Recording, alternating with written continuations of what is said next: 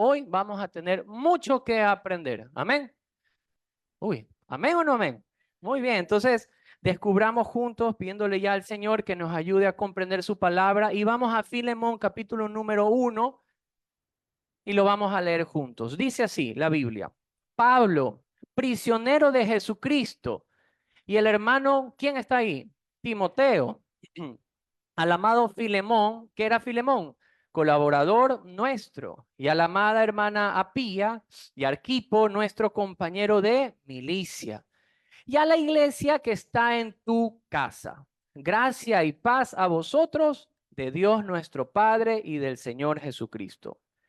Doy gracias a mi Dios, haciendo siempre memoria de ti en mis oraciones, porque oigo del amor y de la fe que tienes hacia el Señor y para con todos los santos, para que la participación de tu fe sea eficaz. Subraya esa frase: en el conocimiento de todo el bien que está en vosotros por Cristo Jesús.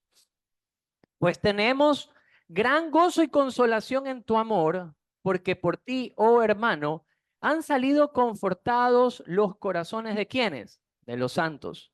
Por lo cual, aunque tengo mucha libertad en Cristo para mandarte lo que conviene, más bien te ruego por amor, siendo como soy, Pablo. ¿Cómo estaba Pablo?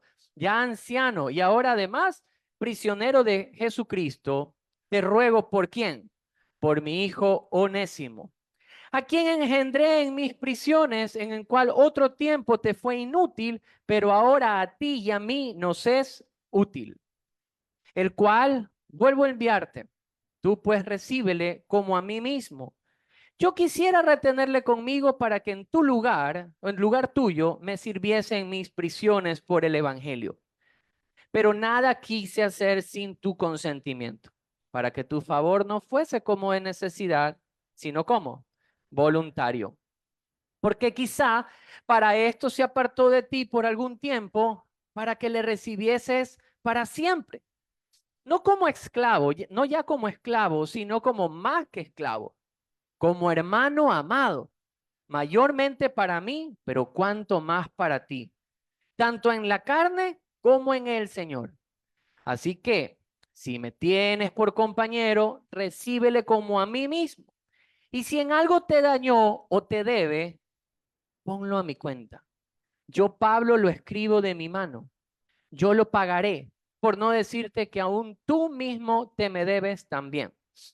Si, hermano, tenga yo algún provecho de ti en el Señor, conforta mi corazón en el Señor. Te he escrito confiando en tu obediencia, sabiendo que harás aún más de lo que te digo. Prepárame también alojamiento, porque espero que por vuestras oraciones os seré concedido.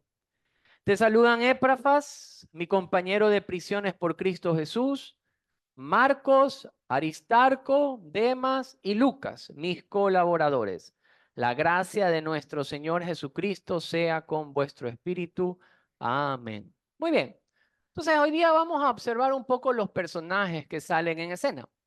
Y el primer personaje que nosotros podemos observar es Filemón. De hecho, es a quien se le está dirigiendo esta carta. Esta carta tiene un tinte muy personal. No es tanto como las cartas pastorales que estaba haciendo Pablo, sino que es exclusivamente a un hombre que tiene una iglesia, ¿dónde? En casa. Justamente él es quien recibe a las personas. Antes no se hacía la costumbre como hoy, que tenemos un local. En este caso, nosotros tenemos literalmente una casa, pero quien tenía la casa un poquito más grande o quien quería acoger era donde iban justamente los domingos a tener ese tiempo en la palabra de Dios, y a eso es lo que es la iglesia, la convocación de todos los santos. Entonces, Filemón aparece aquí, pero ¿qué sabemos de Filemón? ¿Qué nos deja ver la escritura? Verso número 1 nos dice que Filemón es un colaborador del evangelio. En el verso número 2, como sabemos que tiene una iglesia en casa, ¿qué podemos decir de él? Que es un hombre. ¿Qué pasaría si decimos no vamos a poder reunirnos aquí en Urdesa? ¿Quién pone su casa? A ver, la próxima semana, ¿quién pone su casa para reunirnos? Muy bien, Jennifer está ahí. Pablo dice, ¿cómo van a entrar todos aquí? Entonces, ellos tienen un corazón hospedador. Lo mismo lo podemos ver aquí en Filemón, es un hombre hospedador. Ahora, miren lo que dice, que ese servicio y amor es conocido al lugar de todas las iglesias. Eso está justamente en el verso número 5. Entonces vemos que él es un hombre servicial. Y el verso 7 nos dice algo interesante, que él ha confortado el corazón de los santos. Qué bonito, qué bonita descripción lo que podemos ver en la vida de Filemón. Estudiemos dos palabras de estas características que Pablo habla acerca de este hombre. La primera que yo quisiera, y si a usted le gusta anotar, anote la palabra colaborador.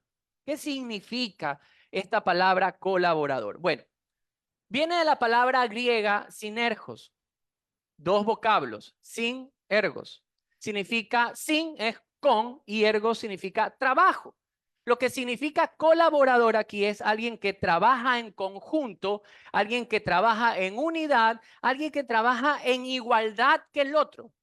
Entonces, Filemón es un hombre que trabaja igual de apasionado, igual de entregado que el mismo apóstol Pablo y los compañeros de Pablo. ¿Cómo se describe a sí mismo Pablo en sus trabajos para comprender ese nivel de compromiso o de colaboración que tiene Filemón? Vamos un ratito a 2 Corintios. Y Pablo, en la carta de los Corintios, hace una descripción de su trabajo específica. Y si nosotros vamos juntos al capítulo número 11, 2 Corintios, capítulo número 11,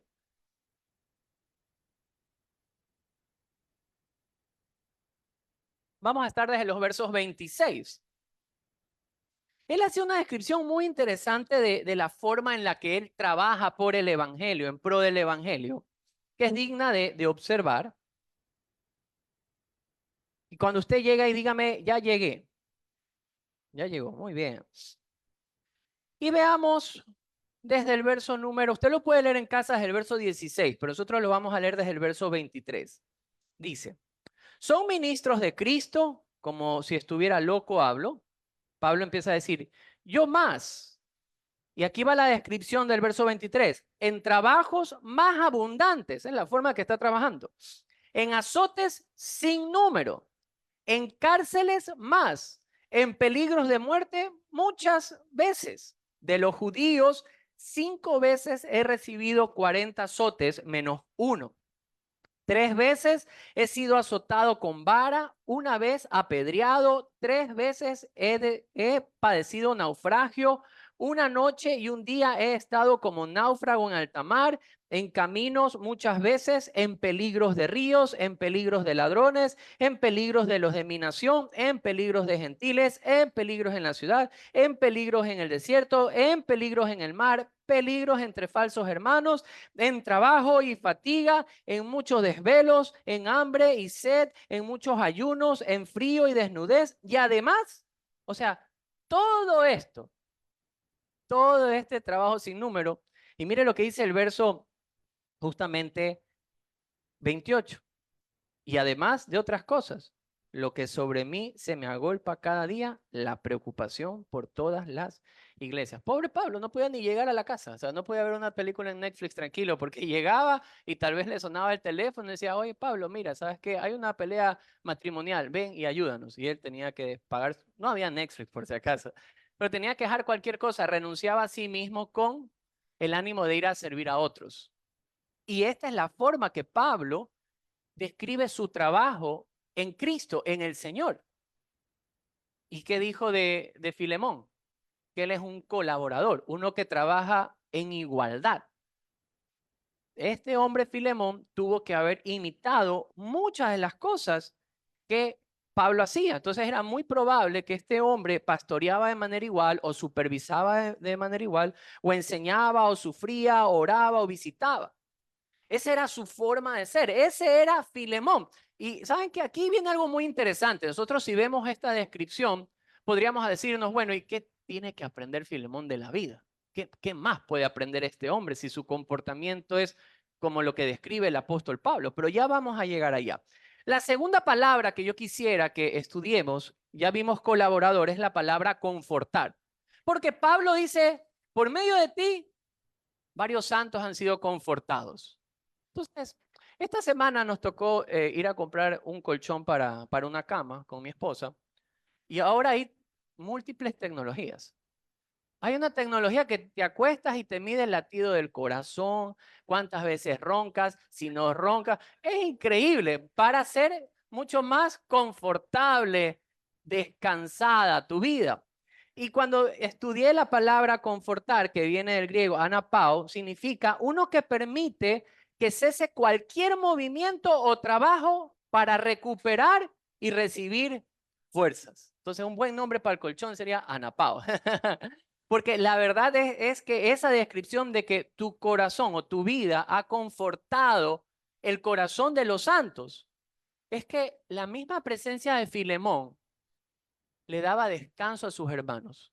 Qué increíble. Es que la gente que está con Dios, tú te le acercas y la verdad es que una palabra, un comentario, una oración, un acompañamiento, una visita, es como que le da calma y paz al corazón afligido. Años atrás, tal vez los que son de casa conocen la historia de nuestra iglesia y cómo nuestra iglesia empezó con un proceso de dolor. No fue fácil comenzar comunidad cristiana bíblica Guayaquil. Veníamos golpeados, adoloridos por situaciones pasadas. Y en la búsqueda de mantener un buen orden de la iglesia, orábamos si ser una iglesia independiente o una iglesia que se añada a una denominación. Oramos y Dios nos guía a una denominación. Cuando visitamos la Alianza Cristiana y Misionera, estaba el pastor principal, su nombre es el pastor David Mutre, él es el pastor principal de una iglesia en Milagro, pero es quien preside nuestra asociación. Durante todos esos meses, aunque a veces las personas miran a otros o predicar o en la alabanza o en las puertas, a veces las personas podemos estar sonrientes y estar muy bien, pero puede haber dolor en el corazón. El día que nos reunimos para decir, bueno, pueden aceptarnos como una iglesia asociada y entrar en el proceso, ese día el pastor había estado con Dios. El pastor Mutre había estado con Dios. Y le cuento esto como un testimonio. Nosotros hablamos, conversamos, él nos preguntaba cosas. Y él vino a la escritura. Simplemente nos guió a través de la escritura.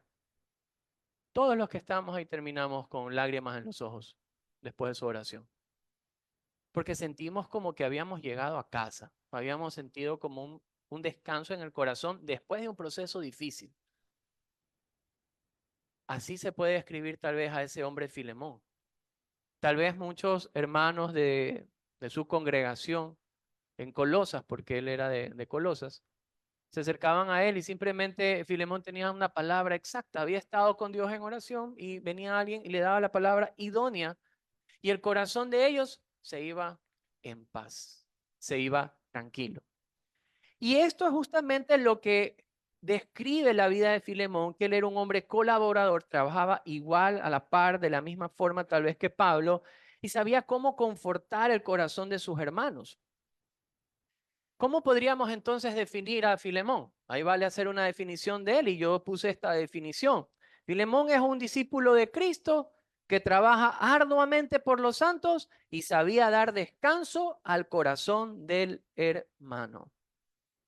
Pero viene algo muy interesante, es lo que yo les decía. ¿Qué podría aprender este hombre Filemón? Él ya tenía una iglesia en casa, se puede entender que era o el pastor o el supervisor de la obra. Pablo mismo lo describe como un hombre espectacular prácticamente. ¿Qué tiene que aprender? Y ahí es cuando viene lo interesante. ¿Se acuerdan cómo Pablo se describe? Pablo hace una descripción, dos palabras que lo definen a Pablo en esta carta. Primero, prisionero por Jesucristo. Y otra que tal vez ninguno de nosotros dijéramos. Y anciano ya. Normalmente dice, no, estamos jóvenes. ¿Se ha dado cuenta? A mí me preguntan, Javier, ¿cuántos años has cumpliste? 40 años, estoy jovencito. Mis hijos no piensan igual, pero normalmente uno no dice anciano ya, sino joven ya, joven aún. Entonces, Pablo hace esa descripción y es que las canas no son en vano. El tiempo del sufrimiento, del trabajo arduo no era en vano en la vida de Pablo. Y Pablo sí identifica algo. Por eso es que si nosotros vamos a Filemón nuevamente, en los versículos 4 al 6, hace una oración muy interesante. Miren la oración que dice Pablo aquí. Dice, doy gracias, Filemón 1, del 4 al 6, doy gracias a mi Dios, haciendo siempre memoria de ti, ¿cuándo? En mis oraciones, porque oigo del amor y de la fe que tienes hacia el Señor Jesús y para con todos los santos, para que la participación de tu fe sea como eficaz. ¿Cuándo? En el conocimiento de todo el bien que está en vosotros por Cristo Jesús. Entonces, Pablo sabe lo que es necesario. Él está observando y hace esta oración, y las palabras claves que podemos ver ahí es la participación eficaz de tu fe. ¿Con qué se come eso? Yo le di a esta frase vuelta toda la semana y descubrí que estudiando las palabras podía entender un poco más el significado. ¿Qué es esto de la participación eficaz de tu fe? La palabra participación que ustedes ven ahí es una palabra muy conocida en el léxico evangélico y es la palabra koinonía. ¿Quién me puede decir qué es koinonía? No ha sido tan conocida porque del lado acá nomás me respondieron. Del lado acá. Es la comunión. Esa es la participación que habla aquí, más bien es de la comunión de la fe que tiene Pablo con otros. Esto debería ser eficaz. ¿Qué significa ser eficaz? Asimismo, viene la palabra energes, que significa en acción, en poder o en poderosa acción. Lo que quiero decir es que esta frase se podría traducir así. La comunión que tienes en la fe con otros sea poderosa en acción. ¿Qué quiere decir esto? Es no solamente decir tengo fe, sino es que la fe es en acción. La comunión que yo puedo tener con cualquiera de ustedes no se puede solo demostrar, ay, Francisco, ¿cómo estás, loco? Qué bacán, mi ñaño, mi pana, mi yunta, así decimos, ¿verdad? Los guayaquileños. Entonces, pero ¿y si pasa un problema y Francisco me llama un día y me dice, ñaño, no sé, se me inundó el departamento? Yo le digo, querido hermano, ora a Dios para que te dé una canoa, para que esté. ¿Qué haría la fe eficaz? Va. Ojalá no se te inunde el departamento. Entonces, va.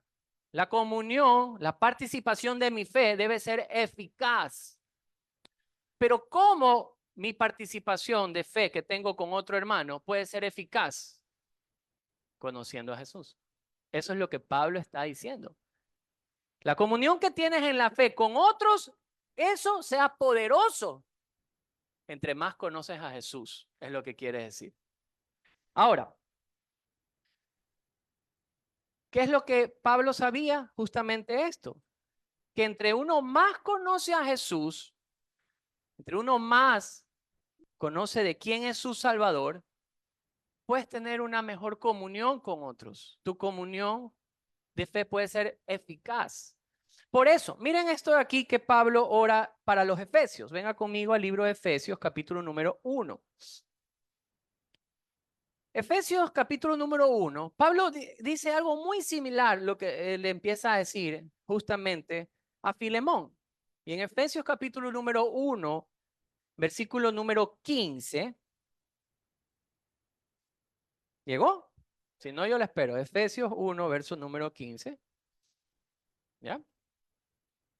Dice la Biblia, por esta causa, también yo habiendo oído de vuestra fe en el Señor Jesús y de vuestro amor para con todos los santos, verso 16, no ceso de dar gracias por ustedes, haciendo memoria de ustedes en mis oraciones, para que el Dios de nuestro Señor Jesucristo y el Padre de gloria os dé espíritu de sabiduría y de revelación en el conocimiento de Él, que alumbre los ojos de su entendimiento para que sepan, miren esto, cuál es la esperanza a lo que les ha llamado. ¿Cuál es la riqueza de gloria de la herencia que tienen los santos? Y el verso 19 es interesante. ¿Y cuál es la supereminente grandeza? Esa palabra recalca que es un poder muy grande. Dice, y la cual la supereminente grandeza de su poder para con nosotros, los que creemos, según la operación del poder de su fuerza. Wow, es la misma oración. Pablo, en resumidas cuentas, está diciendo, yo quiero que ustedes conozcan más a Cristo para que sepan lo que poseen, para que sepan lo que tienen, para que sepan qué es lo que Cristo les ha dado. No solamente se lo dice a los efesios, sino a los mismos colosenses. Y venga conmigo a Colosenses capítulo número 1. La carta de Filemón con la carta de Colosenses tiene mucho que ver, porque es al mismo lugar. No más que la carta de Filemón tiene un tinte más personal y es solo para Filemón y su familia y que se lea en la iglesia. Colosenses es un poco más amplio, pero hace esta misma oración y venga conmigo al capítulo número 1, verso 9 en adelante. Miren lo que dice. Por lo cual, también nosotros, desde el día en que lo oímos, no cesamos de orar por ustedes y de pedir que sean llenos del conocimiento de su voluntad en toda sabiduría e inteligencia espiritual, para que andéis como es digno del Señor, agradándole en todo, llevando fruto en toda buena obra y creciendo en el conocimiento de Dios, fortalecidos nuevamente con poder conforme a la potencia de su gloria para toda paciencia y longanimidad. Con gozo, dando gracias al Padre que nos hace aceptos para ser partícipe de la herencia de los santos en luz, el cual nos ha librado de la potestad de las tinieblas y trasladado al reino de su amado Hijo, en quien tenemos redención por su sangre y perdón de pecados. Pablo sabía. Pablo sí sabía. Vaya que sabía, los años en él no eran en vano, y aunque vio a un hombre como Filemón, dijo, querido hermano, oro para que crezcas, oro para que sigas aprendiendo, oro porque hay mucho más que aprender de lo que tú posees en Cristo. Queridos amigos, para saber lo que usted tiene, tiene que saber quién se lo da. Si no, es imposible. Para nosotros saber qué es lo que poseemos, hablando espiritualmente, tenemos que conocer quién nos lo ha dado y qué nomás es lo que nos ha dado. Miren, en Cristo, básicamente, o muchas personas pueden decir, en Cristo tenemos perdón de pecados. Y eso es verdad. Pero no solamente perdón de pecados, también nos ha dado una esperanza futura. Pero no solamente que nos ha dado esperanza futura, nos ha dado una herencia futura. Ahí ya los vi, herencia, ¿de qué está hablando? Pero no solamente que nos ha dado herencia, sino que nos ha dado, diga conmigo, poder. Un poder que actúa en nosotros. Ahora, yo tal vez ya a los hombres, dice, el pastor dice poder. Miren, nosotros nos equivocamos mucho al pensar en poder. Cuando a mí me dicen poder, se lo prometo, no es broma. Yo pienso en los Avengers. Yo pienso con Iron Man, yo personalmente, hablando como Javier Naranjo, yo pienso eso. Como que viene y se viene un súper, no sé, pues un súper traje. Todavía tengo ese corazón de niño de que quiero hacer eso. A otros tal vez si le dicen poder, se imaginan una cinta que diga aquí mi poder en la Constitución. O sea, hay muchas definiciones humanas que pueden decir cuando hablan de poder. Pero aquí hay un poder que Filemón tenía que conocer, que lo poseía, lo tenía ahí adentro. Él necesitaba, un hombre como él necesitaba conocer mucho más de Cristo. ¿Cuántos de los que estamos aquí nos consideramos tal vez que hemos llegado al nivel del apóstol Pablo? Yo no. De Filemón, tampoco. Nos falta bastante. Y Filemón necesitaba conocer el poder que actuaba en él. Y Pablo lo reconoce, le dice, hermano, yo oro porque la participación de tu fe con otros debe ser eficaz. ¿Qué se imagina usted como eficaz? Yo les comentaba esto a los diáconos y a veces me da por cocinar, no siempre, pero a veces me da por cocinar. Mis cuchillos no son muy eficaces. Mis cuchillos normalmente, así está mi esposa aquí, ya no voy a contar. No, pero nuestros cuchillos a veces vienen así y tienen unos como comiditos por dentro. Entonces, cuando yo corto el tomate, no me corta y entonces tengo que sacar una hacha para afilarlo y ahí sí se vuelve eficaz en su trabajo. De esa manera, la fe de este hombre debía madurar, crecer, conocer qué es lo que Cristo había dado y tenía que conocer el poder que Cristo había puesto en él. La pregunta es, ¿cuál es el poder? Y vaya que Dios es hermoso para enseñarnos. Nos enseña de las maneras más increíbles que pueden existir. Y cuando Dios quiere enseñar, en este caso a Filemón, usa a una persona. ¿Saben a quién? Onésimo es el nombre de este hombre. Onésimo. Y veamos quién era Onésimo. Volvamos entonces a Filemón. Venga, Filemón, hay una descripción de este hombre Onésimo. Entonces, Filemón, capítulo número 1. Y hay una descripción interesante de él en el versículo número 11. Mira lo que dice aquí. O desde el 10, para más o menos ir leyendo cosas sobre Onésimo. Te ruego por mi hijo Onésimo, a quien engendré en mis prisiones, en el cual otro tiempo te fue, ¿qué cosa? Inútil. Mire que está a su lado y dígale, el Señor te ama. No, ¿por qué le va a decir inútil? Ah, ¿se han escuchado eso? Dígale que está a su lado. No le va a decir inútil, no, por favor. Pablo describe y dice, en otro tiempo, Onésimo te fue inútil. Estudié esta palabra, cuidado los matrimonios, hoy no dije algo. Estudié esta palabra inútil y la palabra significa improductivo, sin que pueda añadir algún valor. Probablemente Onésimo, aunque es interesante, Onésimo significa productivo, o sea, como que sí ayuda. Pero al parecer Onésimo era un hombre improductivo, sin que pueda añadir valor alguno. Tal vez era un vago, tal vez era un holgazán. La Biblia lo describe a él como esclavo, él era un esclavo, pero también lo describe cuando Pablo dice, si en algo te adeuda, ponlo a mi cuenta. Lo que se piensa es que este hombre Onésimo tomó algo, robó o estafó a Filemón, su amo. Habiendo tenido un amo como Filemón, este hombre era como lo contrario. Entonces, se lo puede describir así, pero hay un cambio en la vida de Onésimo. Cambio de 180 grados, literalmente un cambio profundo de este hombre. El testimonio de Pablo dice en el verso número 10, miren cómo habla de Onésimo. Pablo dice, te ruego por mi hijo Onésimo, a quien engendré en las prisiones. Pablo no usa este texto al azar. No es que a todo el mundo le dice mi hijo o hijo. No, no a todo el mundo. De hecho, me puse a buscar y encontré con dos personas de que él dice de la misma forma. Y venga a Primera de Corintios, capítulo 4, en Primera de Corintios 4. Ahí hay un hombre a quien Pablo dice de esa persona que es su hijo. Primera de Corintios 4, verso 17.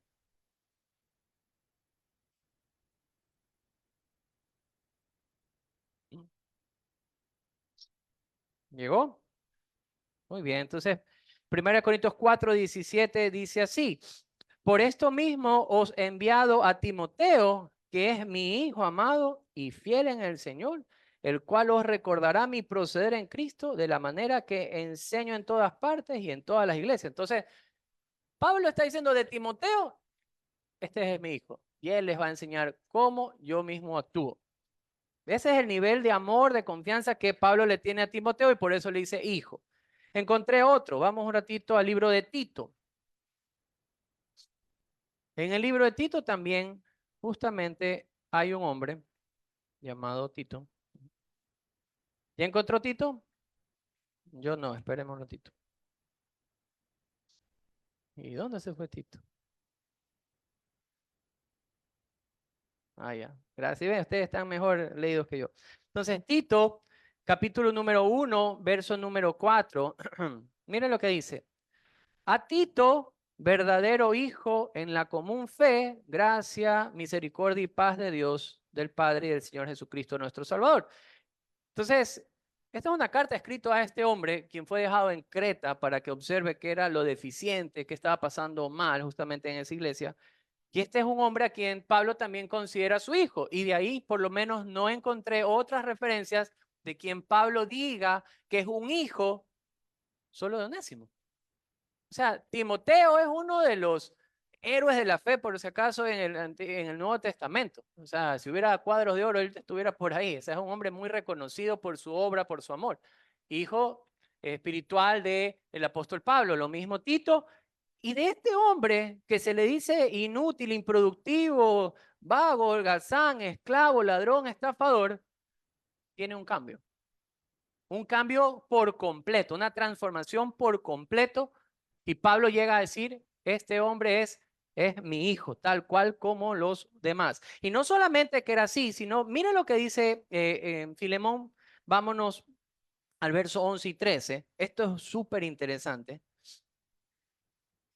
Desde el 10 para darle contexto nuevamente, dice, te ruego por mi hijo Onésimo, a quien engendré en mis prisiones, en el cual en otro tiempo te fui inútil, pero ahora, mira esto, a ti y a mí nos es útil, el cual vuelvo a enviarte. Tú pues recíbele como a mí mismo. Yo quisiera retenerle conmigo para que en lugar tuyo me sirviese en mis prisiones por el evangelio. ¡Wow! ¡Qué increíble! O sea, Pablo está poniendo al mismo nivel de colaboración, de amor a la obra, de entrega a la obra, que el mismo Filemón. Porque Pablo está diciendo, yo quisiera que él me sirva a mí en lugar de ti. O sea, él puede ocupar tranquilamente tu lugar, le está diciendo Pablo a Filemón. Y a mí me encanta observar esto aquí porque hay veces que pensamos que la gente no puede cambiar. Podemos pensar que uno puede recibir el perdón de pecados, pero que otro no puede recibir el perdón de pecados. Y eso es una verdad. Normalmente nosotros queremos para nuestra vida recibir misericordia, pero para el otro queremos justicia. Y esto lo vemos con los niños. Lo vemos con los niños. Yo lo veo muy seguido en casa. Cuando viene alguno de mis hijos y se están peleando entre ellos, porque los niños se pelean, y me dicen, papá, papá, mira, mi hermano me hizo esto, castígale, azótalo, mátalo. No, no, pero así no es. Pero ponle este castigo, quítale el celular o lo que sea, pero hazle esto. Yo le digo, ya, chévere, yo le voy a hacer eso, pero lo que tú me pides para ti, para él, también lo hago contigo. No, pues papi, dice, no seas tan drástico. Solo dile, habla con él nomás. ¿Se dan cuenta? Nosotros normalmente actuamos de esa manera. Cuando es para el otro, justicia. Para cuando es con nosotros, misericordia. Porque consideramos, queramos reconocerlo o no, que Dios sí nos puede cambiar a nosotros. Pero aquel que vemos y causa dolor, Dios no lo puede cambiar. Y eso no es verdad. Para la muestra un botón, observamos aquí. La pregunta interesante es, ¿cómo sabemos que Cristo sí actuó en Onésimo? ¿Cómo reconocemos que el corazón de Onésimo fue sincero en su arrepentimiento y no fue como sabido, donde Pablo decir, oye, mira, he aceptado a Cristo como Señor y Salvador y quiero regresar a casa? ¿Cómo sabemos que genuinamente este hombre cambió? Primero por el testimonio de Pablo. Pablo ha visto cómo su corazón ha cambiado. Lo cultural nos va a hablar un poco más fuerte también, porque ¿sabes lo que enviaba a hacer la cultura en ese tiempo a los esclavos que huían? Si el esclavo era encontrado, debían azotarlo gravemente. Debía sufrir una muerte dolorosa en extremo si encontraban algún esclavo que haya huido de su amo. Peor, se ha robado. No sé si ustedes han notado, a veces en la sierra nosotros todavía tenemos lugares donde hacen justicia indígena. Bueno, le quedan ellos, pero así como aprendices a los romanos, porque los romanos sabían hacer sufrir y ellos sabían cómo implementarle el dolor a la gente. Y este hombre decide regresar. Miren, cuando Cristo genuinamente actúa en nuestra vida, El hombre y la mujer que Dios ha transformado, ha cambiado, ha perdonado, no le huye a la consecuencia. No le huye a la consecuencia. Dios le da la gracia de afrontarlo. Dios le va a dar la gracia para afrontar su consecuencia. A mí siempre me retumba cuando habla de la gracia para afrontarlo. D.L. Moody una vez le preguntaron si él estaba listo para morir. Y él dijo, la verdad que no, yo amo a Cristo, sé que soy salvo, sé que me voy a ir al cielo, pero si tú me preguntas hoy si yo quiero morir, sería mentirte. No me quiero morir, pero si Dios le place que yo me muera el día de hoy, yo sé que Dios me va a dar la gracia para soportar eso. Y no es diferente cuando uno debe afrontar las situaciones por su pecado. A mí me tocó afrontar algo esta semana, poco curioso. Eh, Cuando yo estaba en el colegio, estaba en quinto curso y nuestros contrincantes eran los de sexto curso. Entonces había esa riña campal, una riña más o menos. O sea, éramos un colegio privado, pero no actuábamos como colegio privado muchas veces, sino medios ahí difícil. Y siempre los de sexto teníamos como esa rivalidad luego de salir del colegio, que cuando nos veíamos, bueno, yo nunca he sido de pelea por ese caso, pero yo sí mandaba a mis amigos, vayan, peleen, ahí les apoyo afuera. Ya, pero a veces queda esa rivalidad. Y esta semana llegó a la oficina donde yo trabajo uno de sexto curso.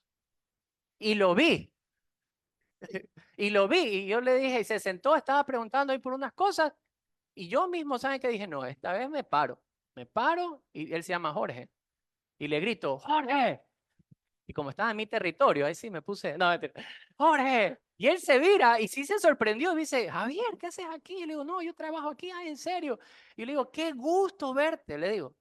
Qué gusto verte aquí. Le digo a la chica que trabaja con nosotros, ¿sabes qué? Él es amigo. Él se quedó frío cuando dije, él es mi amigo. Porque no éramos amigos.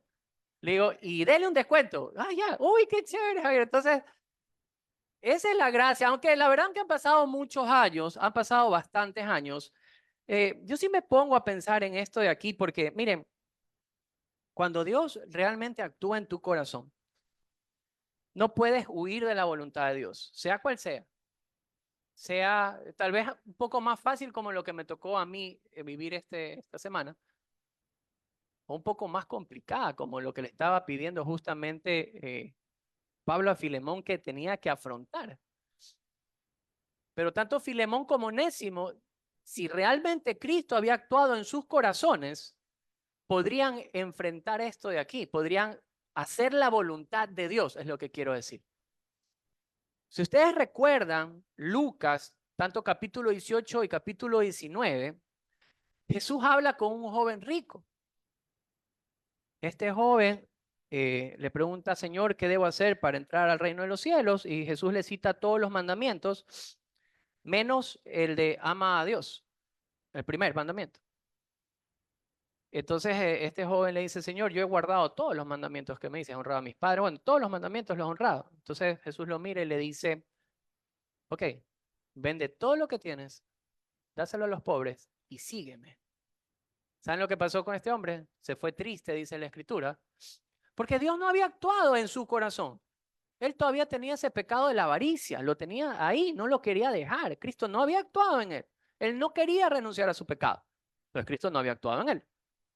Acto seguido, capítulo 19 de Lucas, Jesús se encuentra con Zaqueo, en cambio, un publicano, un recolector de impuestos. Vaya, esos hombres eran odiados porque el trabajo de ellos era cobrar como el SRI, ¿ya? El SRI, pero era así, uno a uno, y le decía, a ver, el impuesto es de $10, pero como ellos, ese era su trabajo, le decían, Francisco, por vender este curso de marketing digital en camello, porque trajan camello.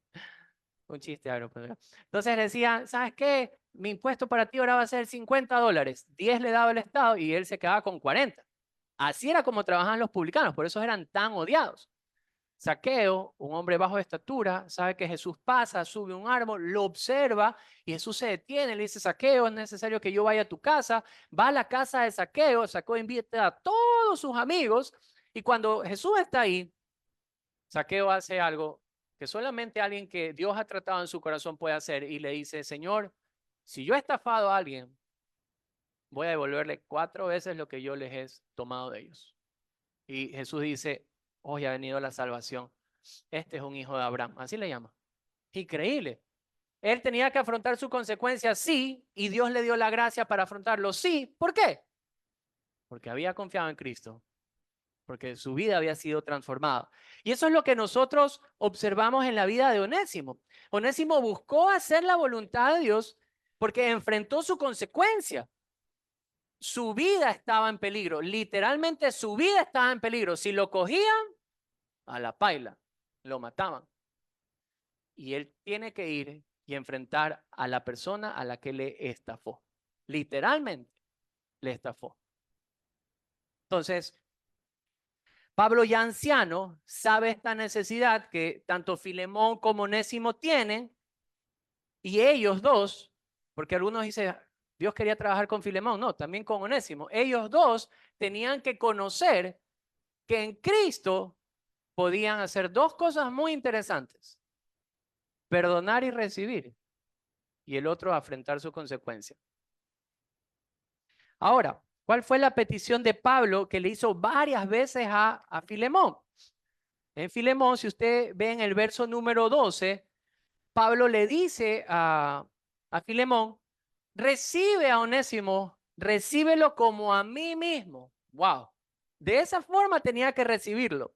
Verso 15 y 16, él le dice, recíbelo, pero ahora como hermano y para siempre.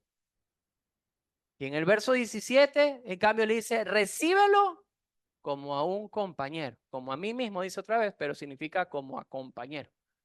Entonces, hace una petición súper fuerte. Pablo hace una petición extremadamente fuerte cuando le dice, recíbelo, acógelo, nuevamente que venga a ti, pero ya no en calidad de esclavo, sino ahora lo vas a recibir como si yo, Pablo, tu mentor, fuera ahí. Así, de la misma forma le vas a recibir.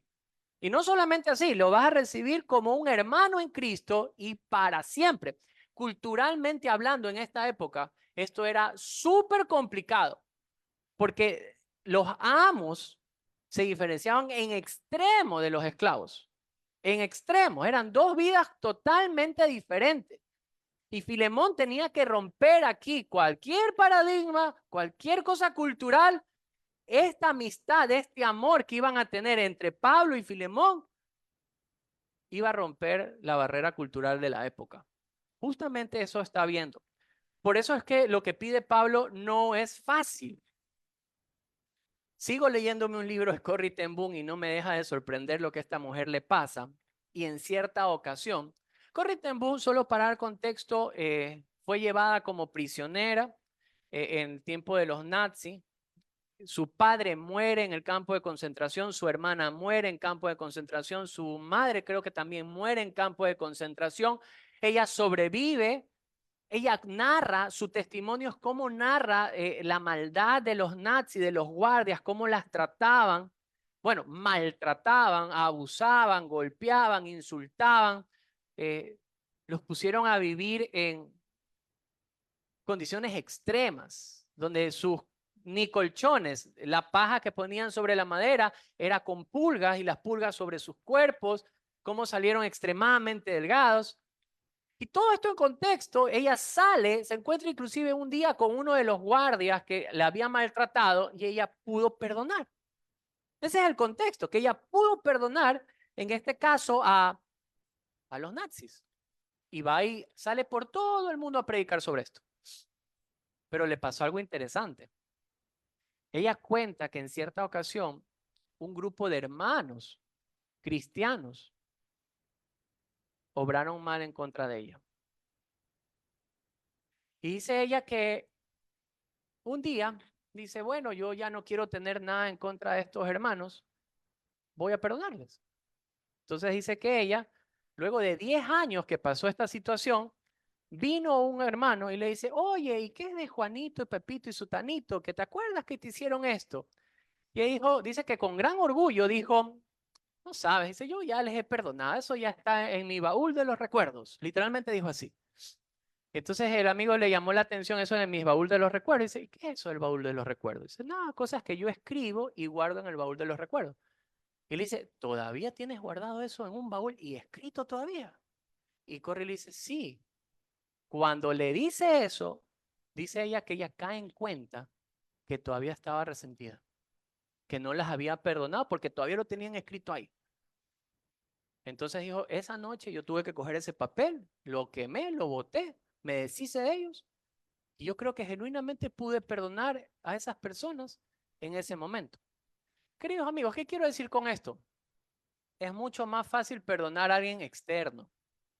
Si se viene alguien y se cruza y le da un insulto en la roja, usted le dice, Dios te bendiga y te perdono. Y ya no se acuerda, ¿verdad? No se acuerda.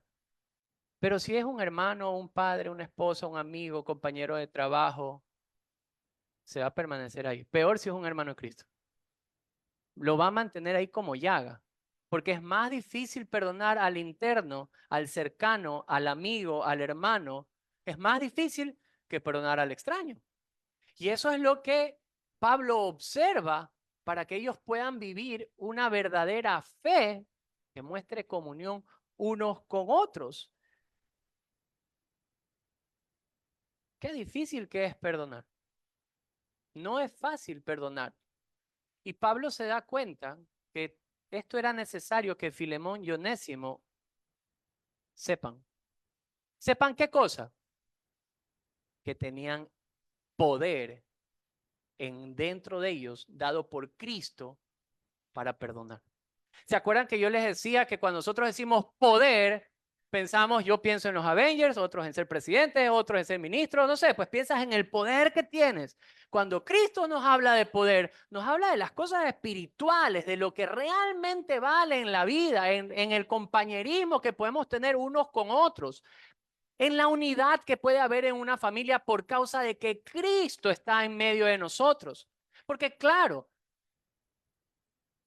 no hay ser humano perfecto y la gente te va a lastimar, te va a dañar, te vas a equivocar, tú mismo te vas a equivocar y vas a tener que enfrentar las consecuencias de tus decisiones. Pero querido amigo y querida amiga, usted que está hoy sentado aquí, cualquier persona que escuche este mensaje, debe comprender de que si está en Cristo, Cristo ha dado el poder para, diga conmigo esto, perdonar. Para perdonar y para afrontar o confrontar con las consecuencias de nuestro pecado. Él nos va a dar la gracia para poder hacerlo. ¿Cómo es posible? Me dirán ustedes, ¿cómo es posible hacer esto? Pablo escribe esta carta a Filemón, pero también le escribe la carta a los colosenses, y venga conmigo un ratito. Y en el capítulo número 1, yo quisiera que juntos descubramos cómo es posible perdonar, cómo es posible afrontar la consecuencia, cómo esto puede ser una realidad en nuestra vida. Vámonos a lo más, a la clave, al meollo del asunto de cómo es posible vivir esto de aquí. Miren lo que Pablo le escribe a los colosenses, el capítulo 1, versículo 19 al 23. Miren lo que dice la escritura. Por cuanto agradó al Padre que en Cristo habitase toda plenitud, y por medio de Cristo reconciliar consigo todas las cosas, así las que están en la tierra como las que están en los cielos, haciendo la paz mediante la sangre de su cruz. ¿Cómo podía haber paz? Mediante la sangre de su cruz. Y a vosotros también, que eras en otro tiempo extraños, enemigos en vuestra mente, haciendo malas obras, ahora, ¿qué ha hecho? Les ha reconciliado en su cuerpo de carne por medio de la muerte para presentarlos santos y sin mancha e irreprensible delante de Él. Él habla de una reconciliación con Dios por medio del sacrificio de Jesucristo. Muchas personas pueden comprender qué significa el sacrificio de Cristo. Cristo lo que hace es venir a la tierra y siendo inocente, porque es sin pecado, recibe el castigo que nosotros los pecadores merecemos por nuestros pecados. Pero no solamente que recibe el castigo de nuestros pecados, sino que Él muere por esa causa y resucita para comprender que lo que Él hizo, Dios Padre lo acepta ¿Para hacer qué? Para reconciliarnos con Dios, porque otro pagó por mi deuda. Básicamente es eso. Jesús paga por nuestra deuda del pecado para reconciliarnos con Dios. Pero, queridos amigos, eso puede quedar como teoría, solo como conocimiento. Esto debe ser creído, debe ser no solamente creído, atesorado, con la esperanza, sino que debe ser vivido. Eso es lo importante. Esto debe ser vivido.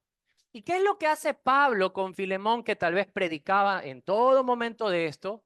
Onésimo ya lo sabía, pero recuerda cómo lo van a vivir. Pablo pone el ejemplo. Venga conmigo a Filemón. Mire lo que hace Pablo.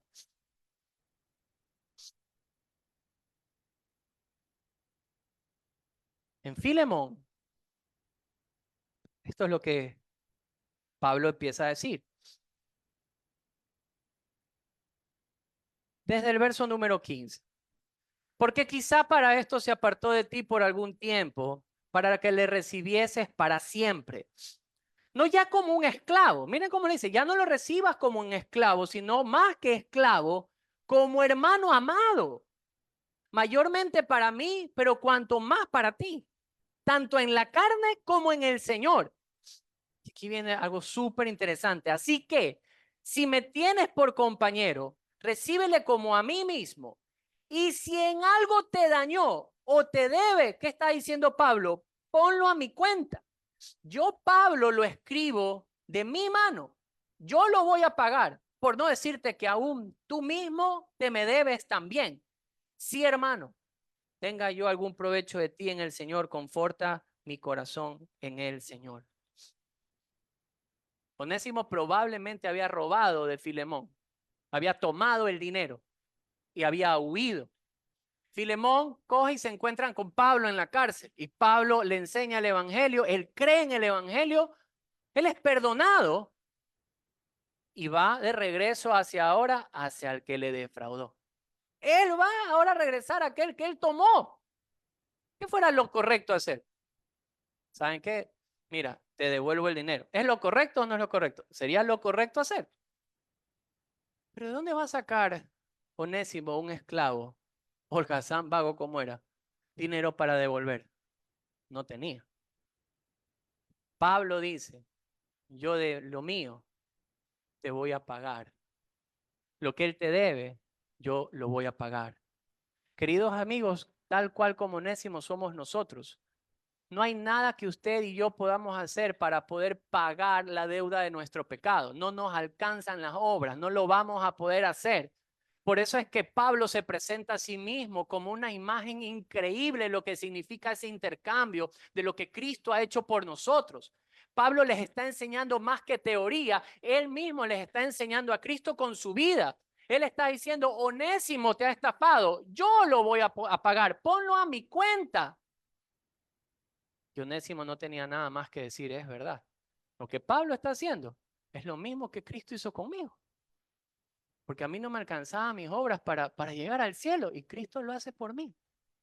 Entonces, ¿cómo es posible hacer esto? ¿Cómo es posible poder perdonar, descubrir el perdón de que podemos extender perdón hacia alguien? Fácil. Primero, conociendo y creyendo lo que Cristo ha hecho por nosotros en la cruz. Queridos amigos, Cristo extiende perdón. Él paga literalmente, en su cuerpo pagó por nuestra deuda de pecado. Él lo hizo. Ahora, ¿qué es lo que tenemos que hacer? Justamente Pablo le dice algo a los colosenses. Venga conmigo a Colosenses capítulo 3. Esto es lo que nosotros ya nos competiría hacer. Colosenses 3, versículos número 12 y 13.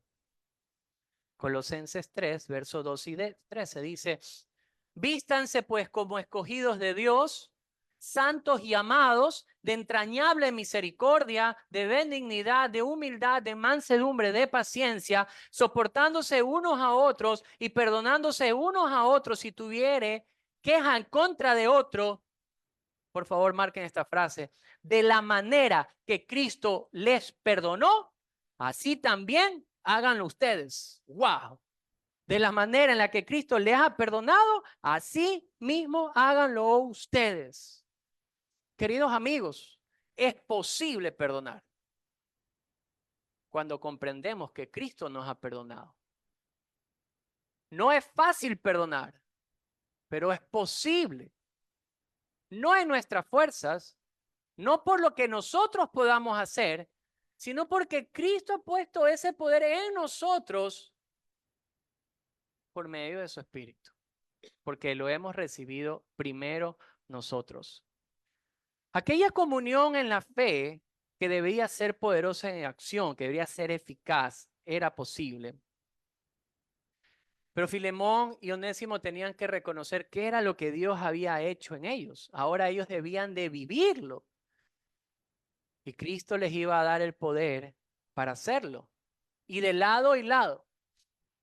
En el caso de Filemón para perdonar y en el caso de Onésimo para afrontar. Pero yo quiero tal vez decirle algo a ustedes. ¿Qué hay de la participación de su fe en usted, en su vida? ¿Qué tan eficaz es? ¿Qué tan poderosa es? ¿Es poderosa en acción? ¿Realmente se ve la eficacia de la comunión de fe en poder perdonar y afrontar? ¿Cómo está su vida? Porque, querido amigo, perdonar y recibir sí es posible. Debemos de recordar lo que Cristo ha hecho por nosotros y ahora imitar a Cristo. Pero acuérdense de algo. Conocer a Cristo es lo que nos permite saber lo que tenemos. No sabemos lo que tenemos si no conocemos a quien nos lo dio. Si Cristo nos ha dado el poder, en fe podemos hacerlo, porque Cristo lo ha hecho primero en nosotros. Quisiera que por favor recuerden esto, porque esto no es en sus fuerzas, no es por sus méritos, sino es por el poder que actúa en usted por medio de Cristo. No solo que usted va a poder perdonar al ofensor, sino que también va a poder afrontar su consecuencia. Yo quisiera decirle una cosa y es que no le dé miedo hacerlo. Si el día de hoy usted tiene que reconciliarse con alguien o pedir perdón y confrontar su consecuencia, no le dé miedo, no le dé temor hacerlo. Cristo le va a dar la gracia para poder vivirlo, para poder afrontar su consecuencia. Cristo no solamente nos da la capacidad de perdonar, sino que también nos da la capacidad de afrontar. Y tal vez de los que están hoy aquí o nos escuchan, si hay alguien que tal vez se identifica con Onésimo, una persona que fue marcada por sus malas decisiones. Pero el ejemplo de Onésimo es maravilloso, porque Onésimo sí humilla su corazón ante Jesús, reconoce su pecado y Dios le dio la capacidad de afrontar su consecuencia. Siga ese ejemplo. Siga el ejemplo de Onésimo. Aquel ejemplo de que se sabe perdonado, se sabe pecador, pero se sabe perdonado. Vamos a orar.